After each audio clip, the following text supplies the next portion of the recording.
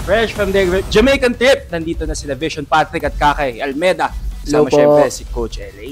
Coach LA, itong ginawa mo talagang astig, maangas. How did you think of this whole performance? Actually, we came up with a storytelling or treatment na parang concert type siya. So, Kakay as concert queen, and then si Pat, simple audience. Parang Langit ganon. ka lupa, ako Yes. ganon. Favorite part nyo dun sa naging buong performance? Ako, for me, yun, sabay na kami sumasayaw yung pagkahila niya sa akin.